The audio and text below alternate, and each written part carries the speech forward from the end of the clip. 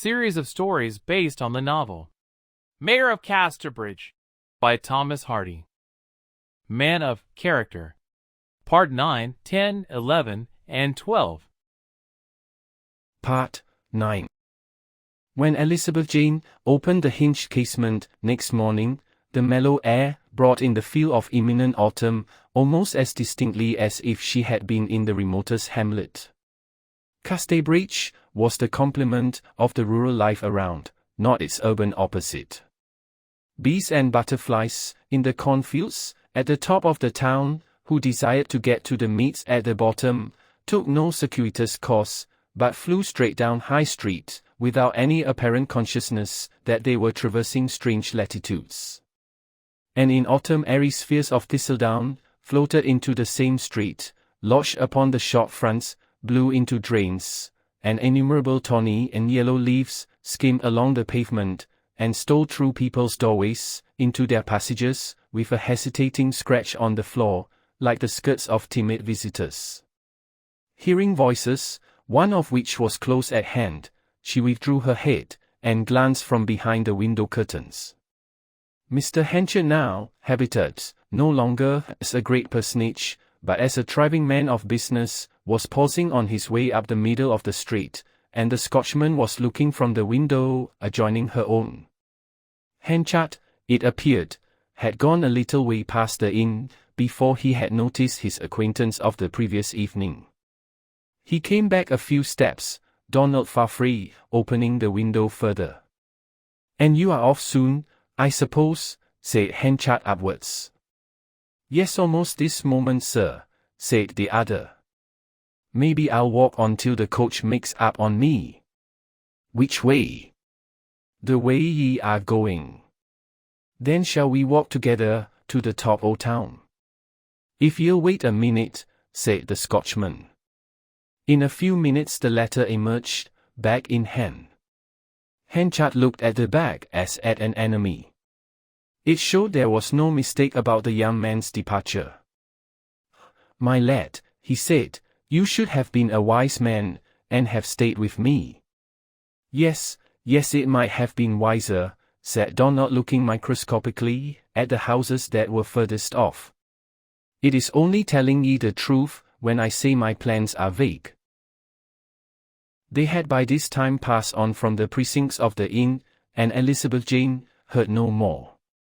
She saw that they continued in conversation, Henchard turning to the other occasionally, and emphasizing some remark with a gesture.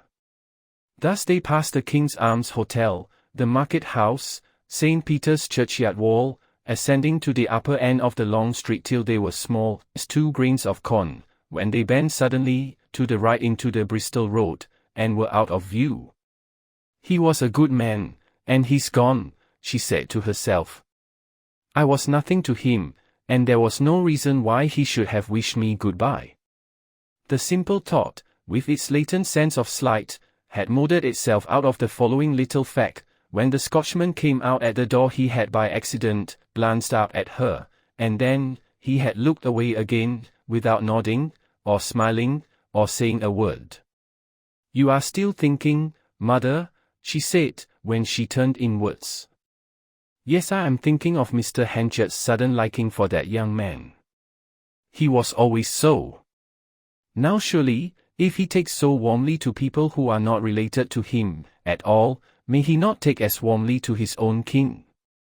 While they debated this question, a procession of 5 large wagons went past, laden with hay up to the bedroom windows. They came in from the country, and the steaming horses had probably been travelling a great part of the night. To the shaft of each hung a little board, on which was painted in white letters, "Henchard, Confecter and Hay Merchant." The spectacle renewed his wife's conviction that, for her daughter's sake, she should strain a point to rejoin him.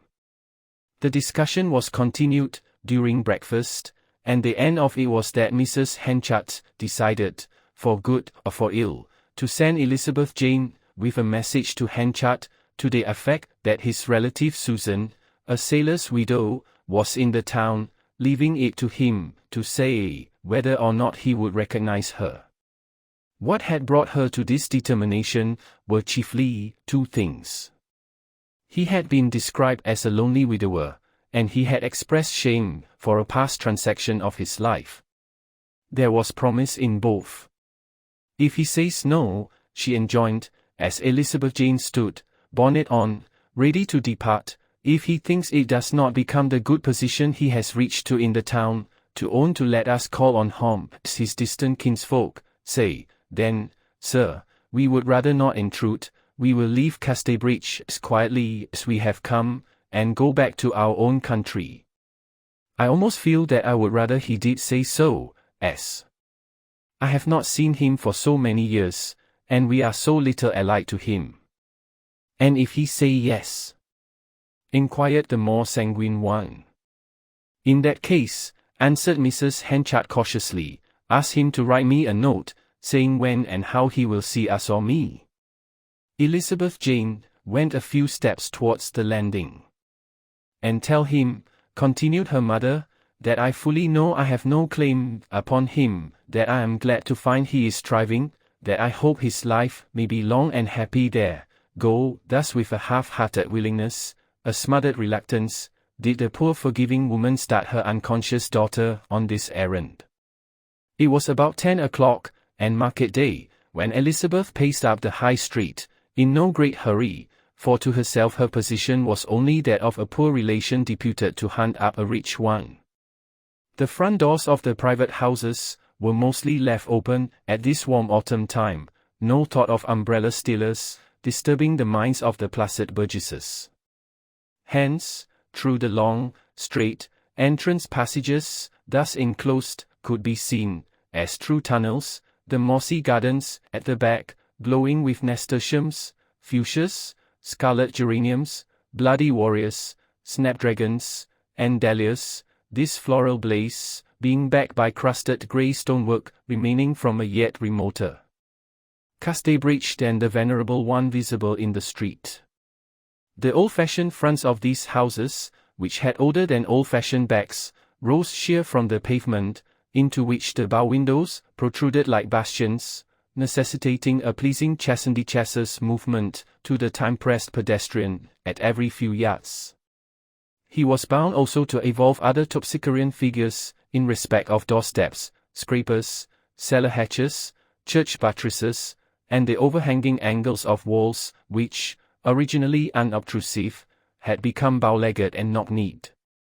In addition to these fixed obstacles, which spoke so cheerfully of individual unrestraint as to boundaries, movables occupied the path and roadway to a perplexing extent. First the vans of the carriers in and out of Casterbridge, who hailed from Mellstock, Weatherbury, the Hintocks, Shettenabos, Kingsbere, Overcombe, and many other towns and villages round. Their owners were numerous enough to be regarded as a tribe, and had almost distinctive enough to be regarded as a race.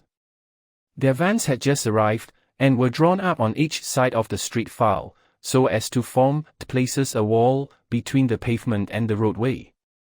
Moreover, every shop pitched out half its contents upon trestles and boxes on the curb, extending the display each week a little further and further into the roadway, despite the expostulations of the two feeble old constables, until there remained but a tortuous defile carriages down the centre the street, which afforded fine opportunities for skill with the reins.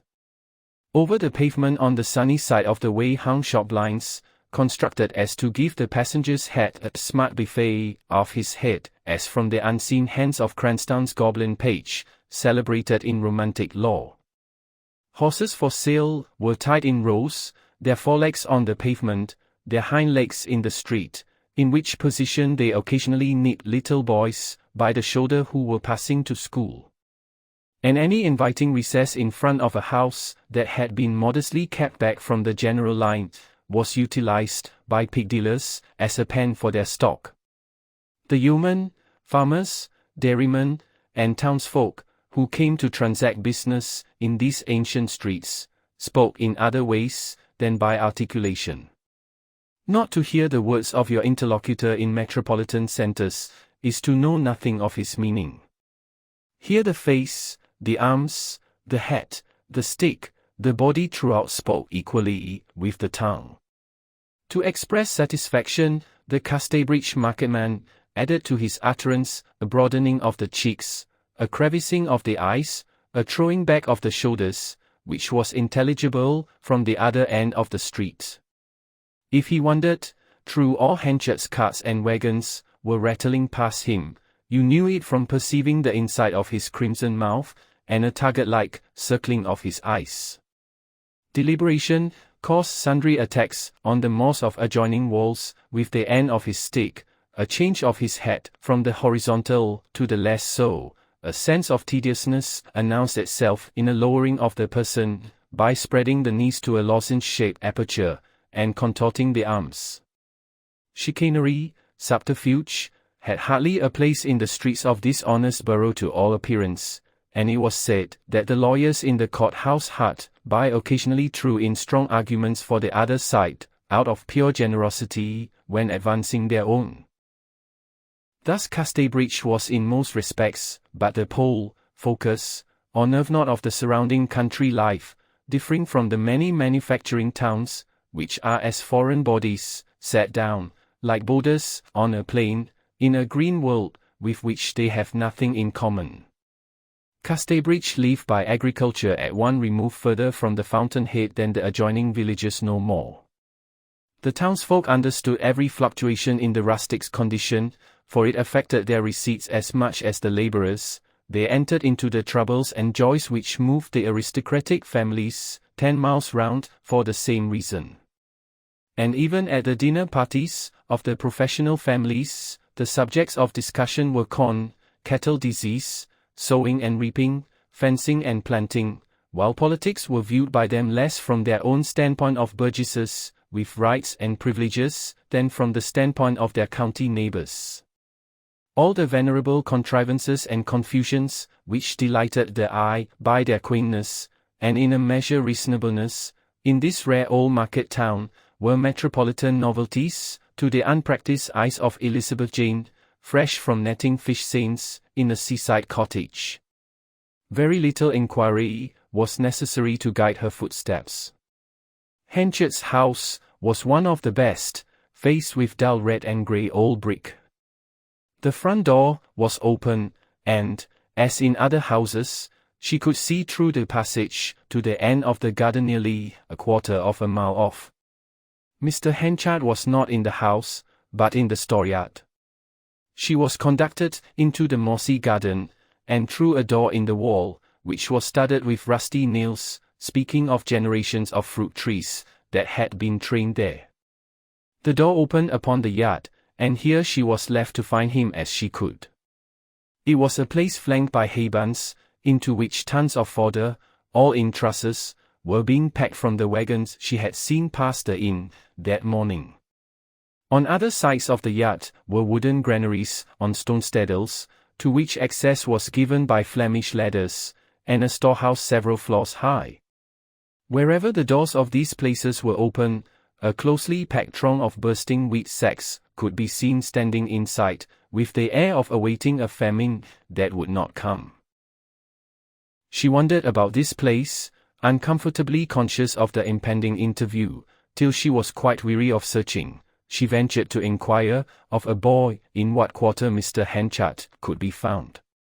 He directed her to an office which she had not seen before, and knocking at the door she was answered by a cry of "Come in." Elizabeth turned the handle, and there stood before her, bending over some sample bags on a table, not the corn merchant, but the young Scotchman, Mr. Farfrae, in the act of pouring some grains of wheat from one hand to the other. His head hung on a peg behind him, and the roses of his carpet bag glowed from the corner of the room.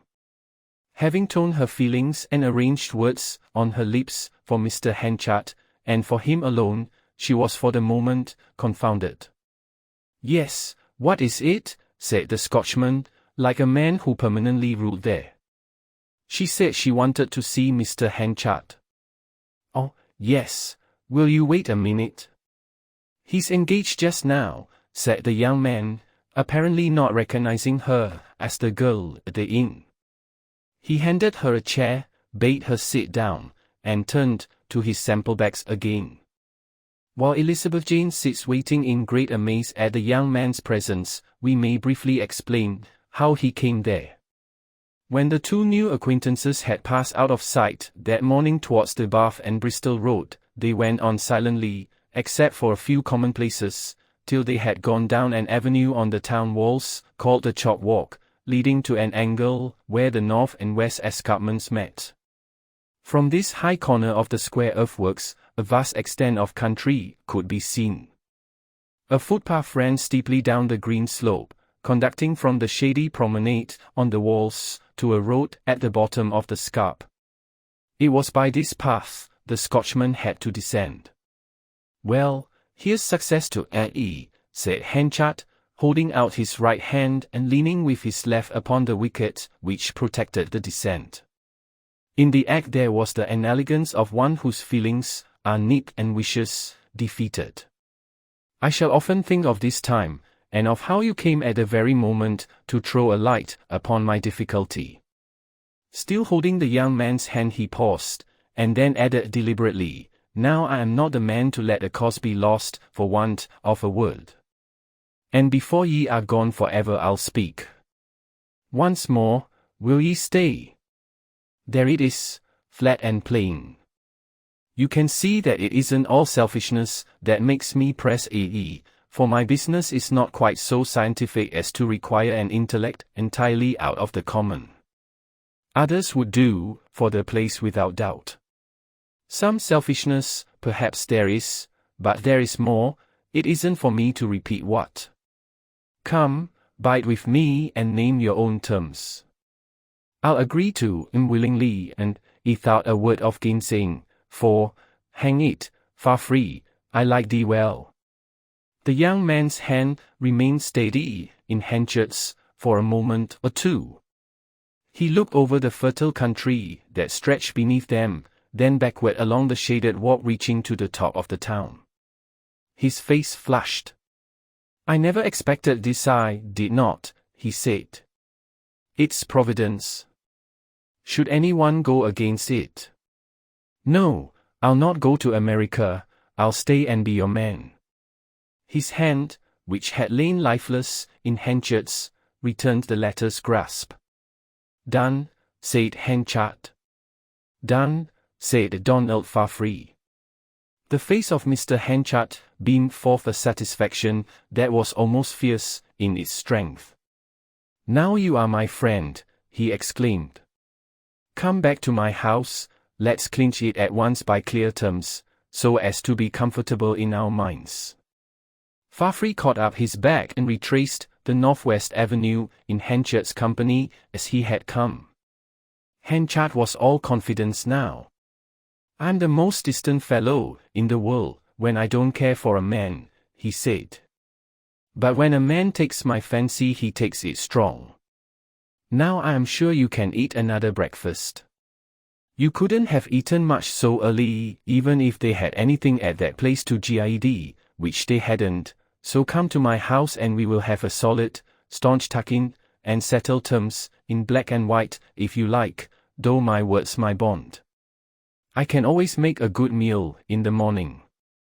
I've got a splendid cold pigeon pie going just now. You can have some home-brewed, if you want to, you know." "It is too early in the morning for that," said Farfrae, with a smile. "Well, of course I didn't know. I don't drink it because of my oath, but I am obliged to brew for my work people." Thus talking they returned, and entered Henchard's premises, by the back way, or traffic entrance. Here the matter was settled over the breakfast, at which Henchard heaped the young Scotchman's plate to a prodigal fullness.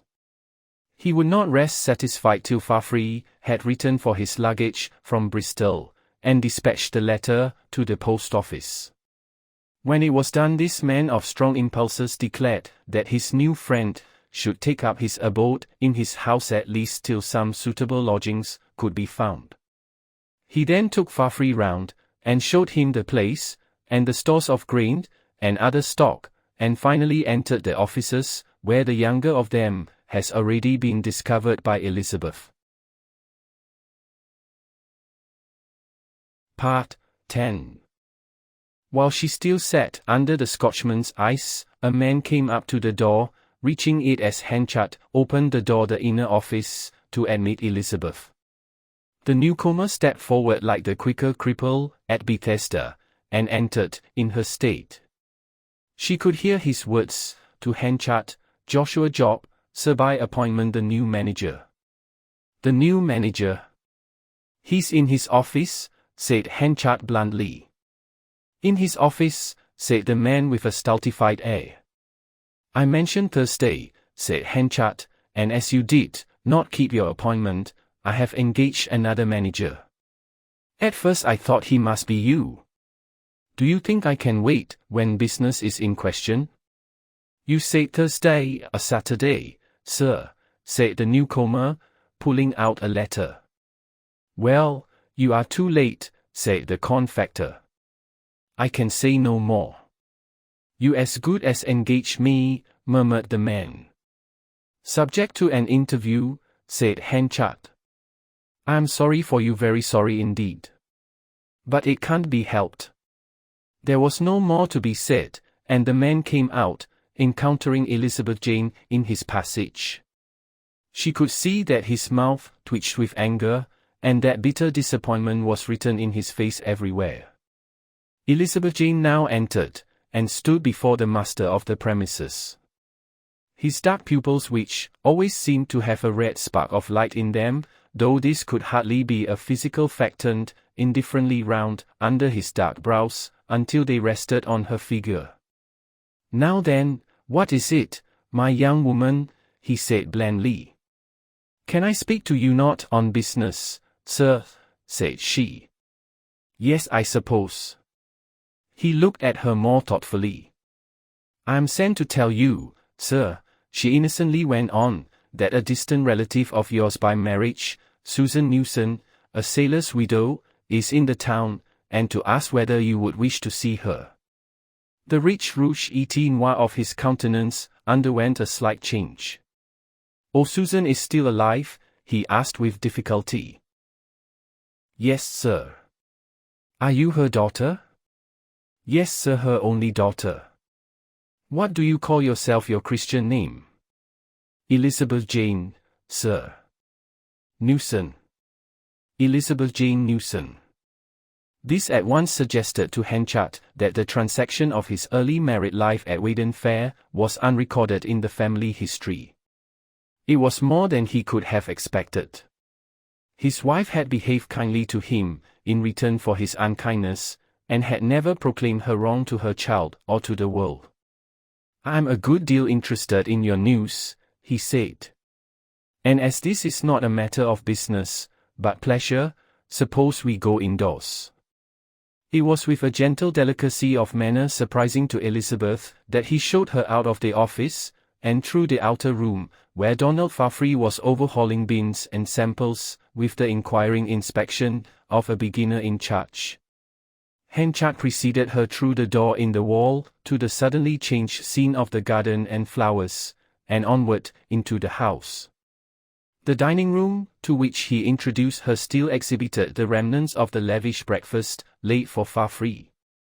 It was furnished to profusion, with heavy mahogany, furniture of the deepest red Spanish hues. Pembroke tables, with leaves hanging so low that they well-nigh touched the floor, stood against the walls, on legs and feet, shaped like those of an elephant, and on one lay 3 huge folio volumes, a family Bible, a Josephus, and a Whole Duty of Men. In the chimney corner was a fire grate, with a fluted semicircular back having urns and festoons cast in relief thereon, and the chairs were of the kind which, since that day, has cast lustre upon the names of Chippendale and Sheraton, though in point of fact their patterns may have been such as those illustrious carpenters never saw or heard of. Sit down, Elizabeth Jane, sit down, he said with a shake in his voice as he uttered her name, and sitting down himself, he allowed his hands to hang between his knees, while he looked upon the carpet. Your mother, then, is quite well?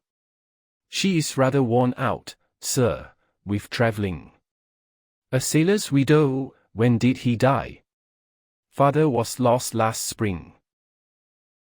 Henchard winced at the word father, thus applied. Do you and she come from abroad, America or Australia? He asked. No. We have been in England some years. I was 12 when we came here from Canada. Or exactly. By such conversation he discovered the circumstances which had enveloped his wife and her child in such total obscurity that he had long ago believed them to be in their graves. These things being clear, he returned to the present. And where is your mother staying? At the Three Mariners. And you are her daughter Elizabeth Jane, repeated Henchard. He arose, came close to her, and glanced in her face. I think, he said suddenly turning away with a wet eye, you shall take a note from me, to your mother. I should like to see her. She is not left very well off by her late husband. His eye fell on Elizabeth's clothes, which, though a respectable suit of black, and her very best, were decidedly old-fashioned, even to Casterbridge eyes. Not very well, she said, glad that he had divined this, without her being obliged to express it. He sat down at the table and wrote a few lines, next taking, from his pocket-book, a £5 note, which he put in the envelope with the letter, adding to it, as by an afterthought, 5 shillings. Sealing the whole up carefully, he directed it to Mrs. Newson, Three Mariners Inn, and handed the packet to Elizabeth. Deliver it to her personally, please, said Henchard. Well, I am glad to see you here, Elizabeth Jane, very glad. We must have a long talk together, but not just now. He took her hand at parting, and held it so warmly that she, who had known so little friendship, was much affected, and tears rose to her aerial grey eyes. The instant that she was gone, Henchard's state showed itself more distinctly. Having shut the door, he sat in his dining room, stiffly erect, gazing at the opposite wall, as if he read history there. Begad, he suddenly exclaimed, jumping up. I didn't think of that. Perhaps these are impostors and Susan and the child dead, after all. However, a something in Elizabeth Jane soon assured him that, as regarded her, at least, there could be little doubt. And a few hours would settle the question of her mother's identity, for he had arranged in his note to see her that evening. It never rains, but it pours, said Henchard. His keenly excited interest in his new friend the Scotchman was now eclipsed by this event, and Donald Farfrae saw so little of him during the rest of the day that he wondered at the suddenness of his employer's moods. In the meantime, Elizabeth had reached the inn. Her mother, instead of taking the note with the curiosity of a poor woman expecting assistance, was much moved at sight of it. She did not read it at once, asking Elizabeth to describe her reception, and the very words Mr. Henchard used. Elizabeth's back was turned when her mother opened the letter. It ran thus. Meet me at 8 o'clock this evening, if you can, at the Ring on the Budmouth Road. The place is easy to find. I can say no more now. The news upsets me almost. The girl seems to be in ignorance. Keep her so till I have seen you. M.H. He said nothing about the enclosure of 5 guineas. The amount was significant. It may tacitly have said to her that he bought her back again. She waited restlessly for the close of the day, telling Elizabeth Jane that she was invited to see Mr. Henchard, that she would go alone. But she said nothing to show that the place of meeting was not at his house, nor did she hand the note to Elizabeth. Part 11. The Ring at Casterbridge was merely the local name of one of the finest Roman amphitheatres, if not the very finest, remaining in Britain. Casterbridge announced old Rome in every street, alley, and precinct. It looked Roman, bespoke the art of Rome, concealed dead men of Rome. It was impossible to dig more than a foot or 2 deep about the town fields and gardens, without coming upon some tall soldier or other of the empire, who had lain there in his silent unobtrusive rest for a space of 1500 years. He was mostly found lying on his side, in an oval scoop in the chalk, like a chicken in its shell, his knees drawn up to his chest, sometimes with the remains of his spear against his arm, a fibula, or brooch of bronze, on his breast or forehead, an urn at his knees, a jar at his throat, a bottle at his mouth, and mystified conjecture pouring down upon him from the eyes of Casterbridge street boys and men, who had turned a moment to gaze at the familiar spectacle as they passed by. Imaginative inhabitants, who would have felt an unpleasantness at the discovery of a comparatively modern skeleton in their gardens, were quite unmoved by these hoary shapes. They had lived so long ago, their time was so unlike the present, their hopes and motives were so widely removed from ours, that between them and the living there seemed to stretch a gulf too wide for even a spirit to pass. The amphitheatre was a huge circular enclosure, with a notch at opposite extremities of its diameter north and south. From its sloping internal form it might have been called the spittoon of the Jotuns. It was to Casterbridge what the ruined Colosseum is to modern Rome, and was nearly of the same magnitude.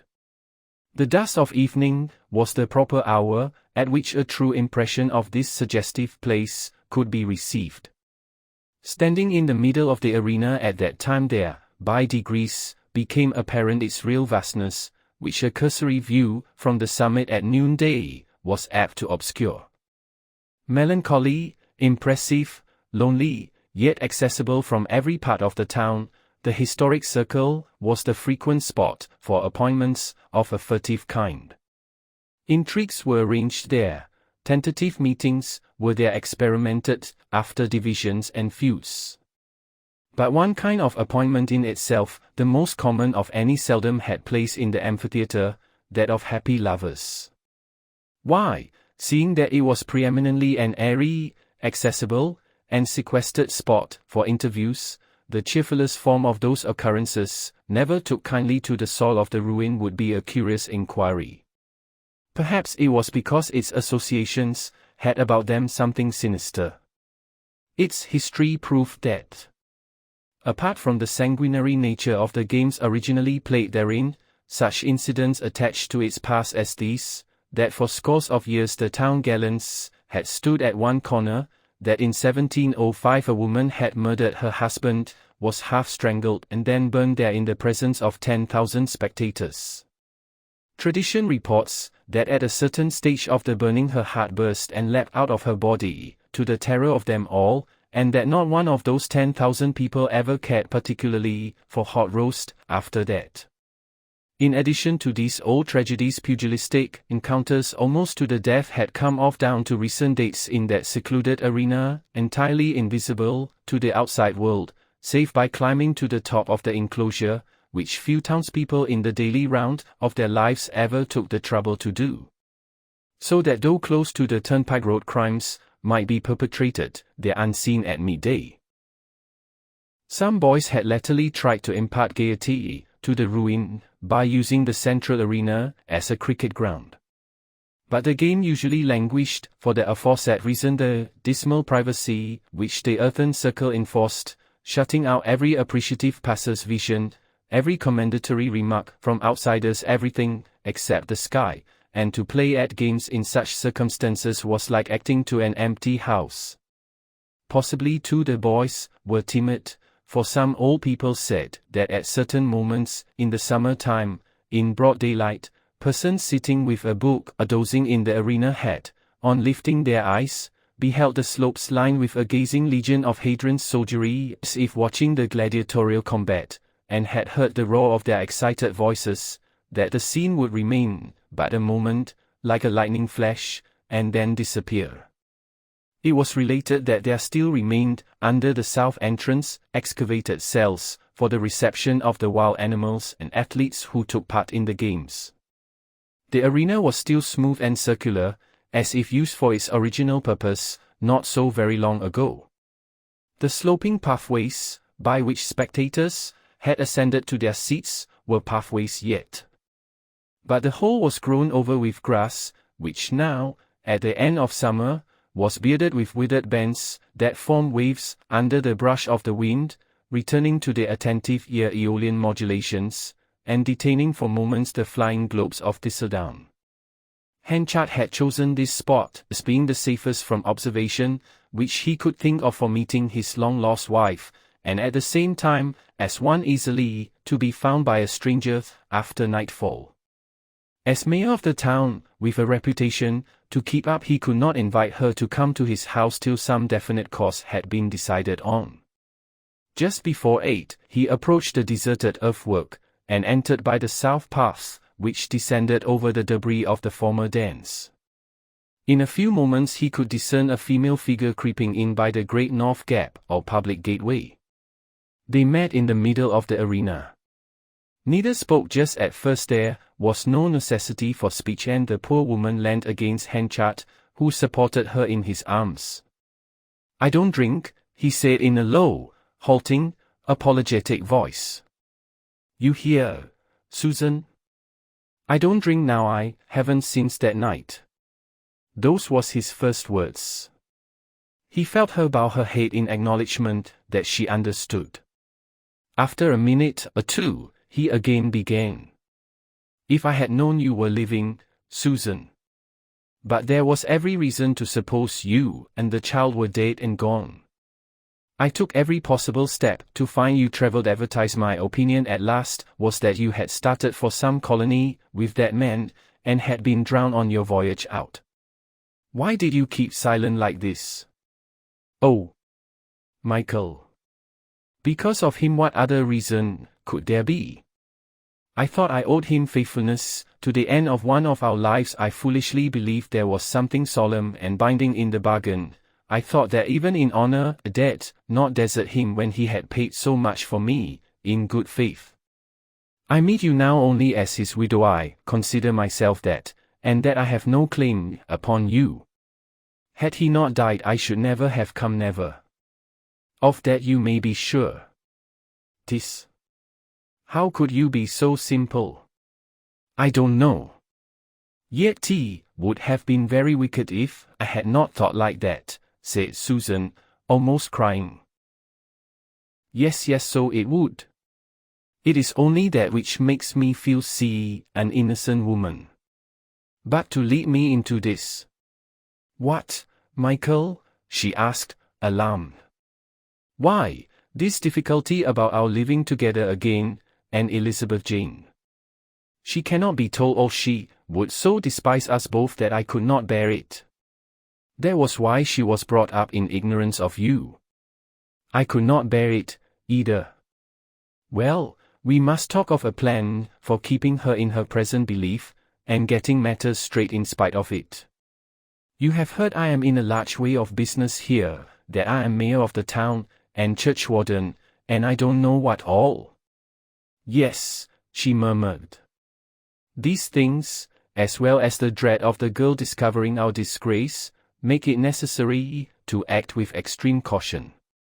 So that I don't see how you two can return openly to my house as the wife and daughter I once treated badly, and banished from me, and there's the rub out. We'll go away at once. I only came to see." No, Susan, you are not to go. You mistake me," he said, with kindly severity. "I have thought of this plan, that you and Elizabeth take a cottage in the town, the widow Mrs. Newson and her daughter, that I meet you, court you, and marry you, Elizabeth Jane coming to my house as my stepdaughter. The thing is so natural and easy that it is half done in thinking out. This would leave my shady, headstrong, disgraceful life as a young man absolutely unopened. The secret would be yours and mine only, and I should have the pleasure of seeing my own only child under my roof, as well as my wife. I am quite in your hands, Michael," she said meekly. "I came here for the sake of Elizabeth. For myself, if you tell me to leave again tomorrow morning, and never come near you more, I'm content to go." Now, we don't want to hear that," said Henchard gently. "Of course you won't leave again. Think over the plan I have proposed a few hours, and if you can't hit upon a better one, we'll adopt it.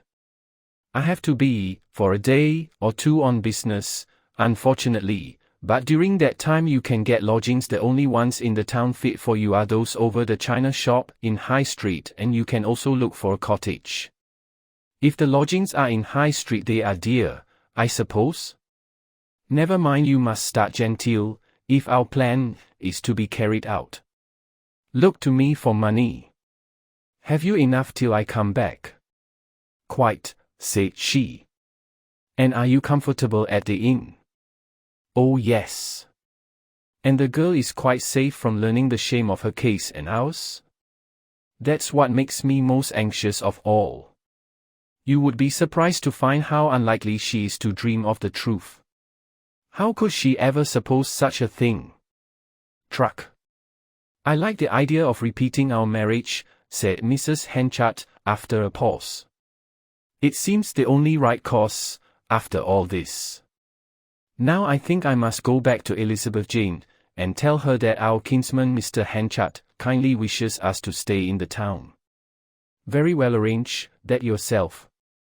I'll go some way with you. No, no. Don't run any risk, said his wife anxiously. I can find my way back, it is not late. Please let me go alone. Right, said Henchard. But just one word. Do you forgive me, Susan? She murmured something, but seemed to find it difficult to frame her answer. Never mind, all in good time, said he. Judge me by my future works. Goodbye.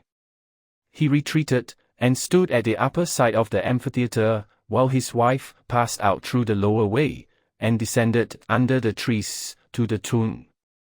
Then Henchard himself went homeward, going so fast that by the time he reached his door he was almost upon the heels of the unconscious woman from whom he had just parted. He watched her up the street, and turned into his house. Part 12.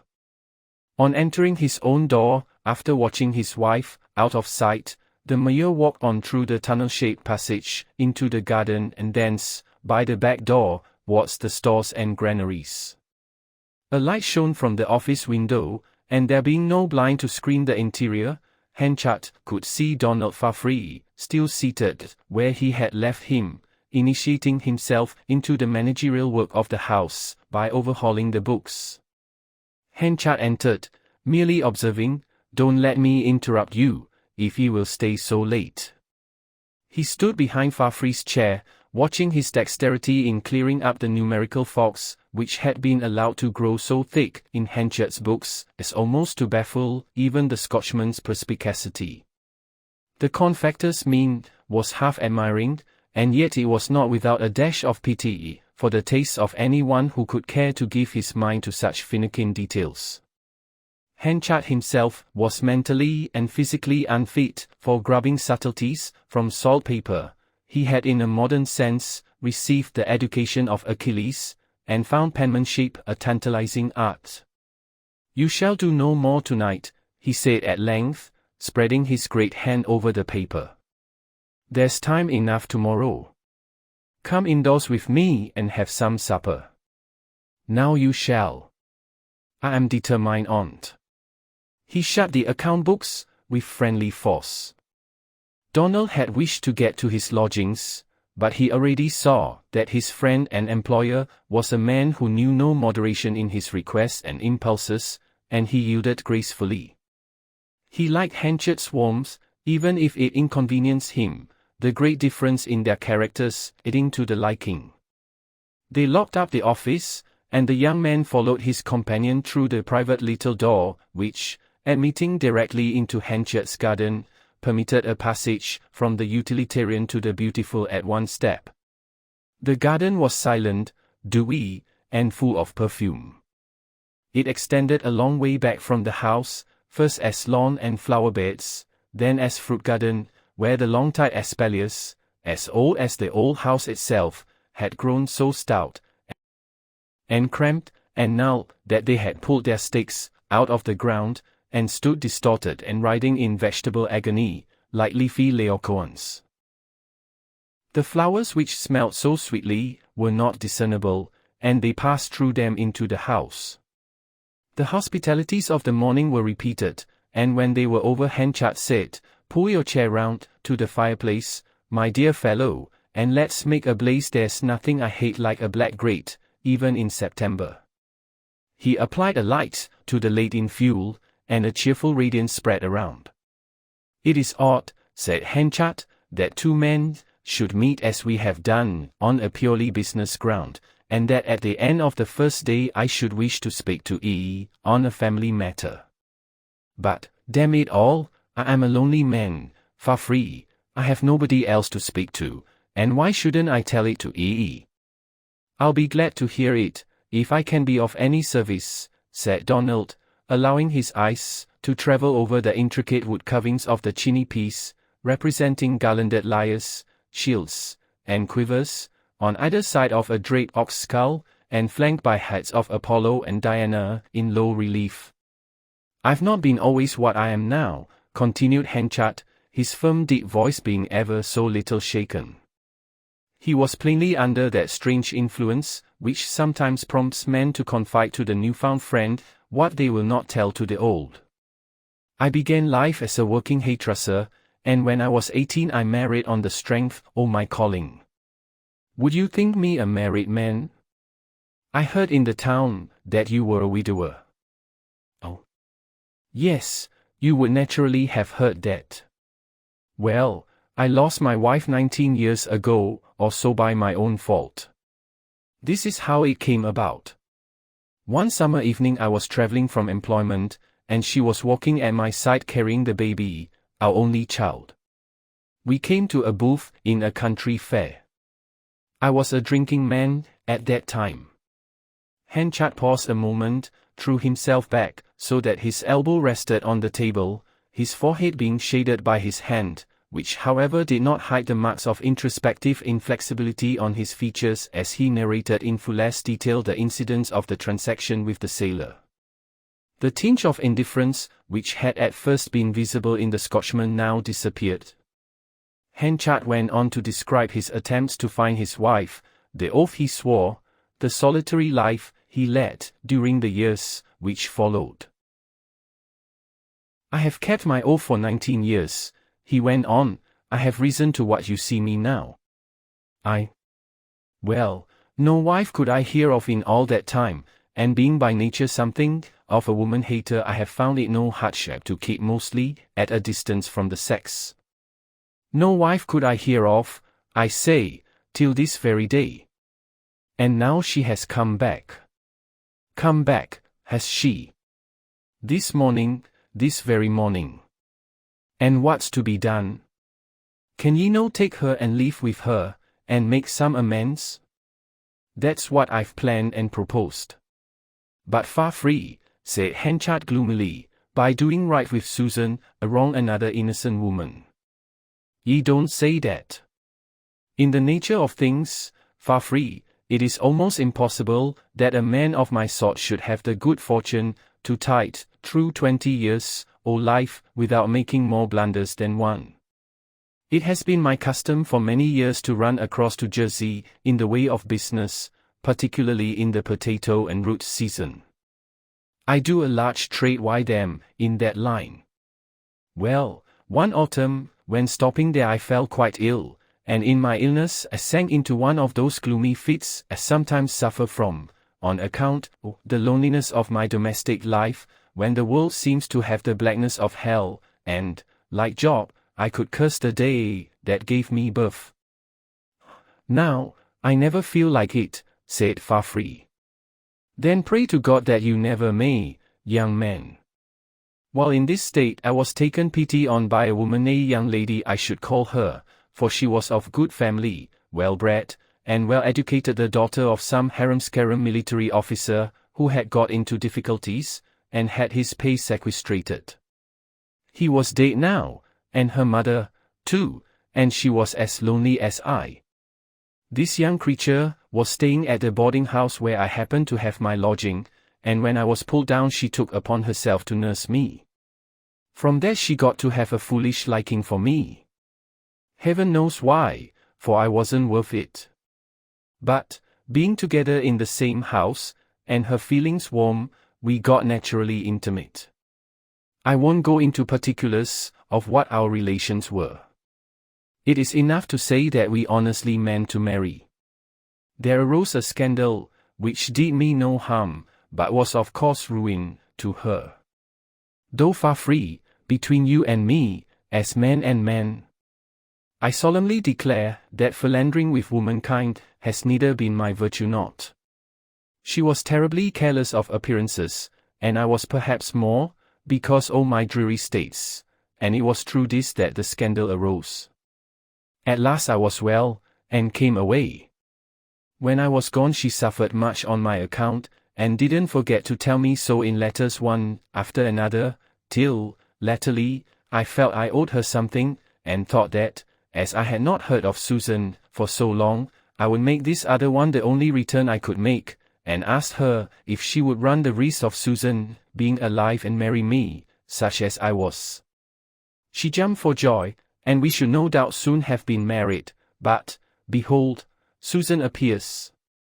Donald showed his deep concern at a complication so far beyond the degree of his simple experiences. Now see what injury a man may cause around him. Even after that wrongdoing at the fair, when I was young, if I had never been so selfish as to let this giddy girl devote herself to me over at Jersey, to the injury of her name, all might now be well.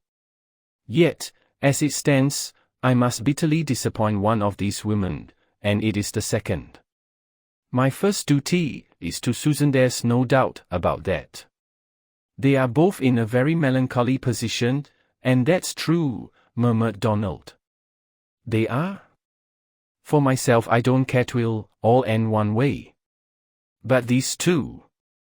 Henchard paused in reverie. I feel I should like to treat the second, no less than the first, as kindly as a man can in such a case.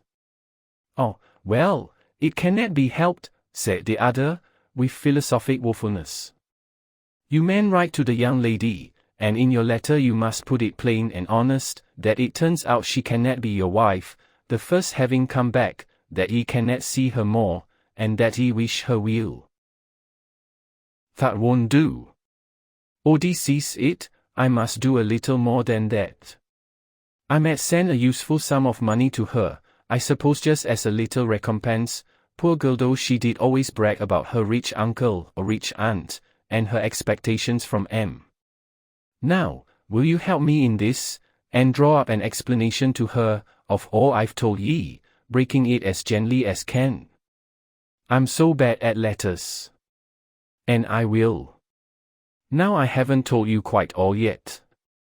My wife Susan has my daughter with her, the baby that was in her arms at the fair, and this girl knows nothing of me, beyond that I am some sort of relation, by marriage. She has grown up in the belief that the sailor, to whom I made over her mother, and who is now dead, was her father, and her mother's husband. What her mother has always felt, she and I together feel now, that we can't proclaim our disgrace to the girl, by letting her know the truth.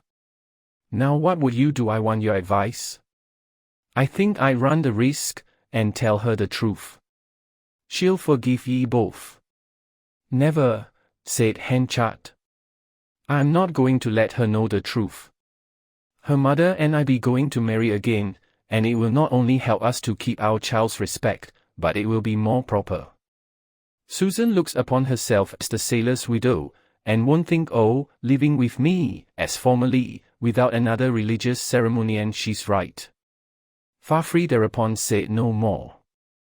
The letter to the young Jersey woman was carefully framed by him, and the interview ended, Henchard saying, as the Scotchman left, I feel it a great relief, Farfrae, to tell some friend, this. You see now that the mayor of Casterbridge is not so thriving in his mind, as it seems he might be from the state of his pocket. I do. And I'm sorry for ye, said Farfrae. When he was gone, Henchard copied the letter, and, enclosing a cheque, took it to the post office, from which he walked back thoughtfully. "Can it be that it will go off so casually?" he said. "Poor thing, God knows. Now then, to make amends to Susan.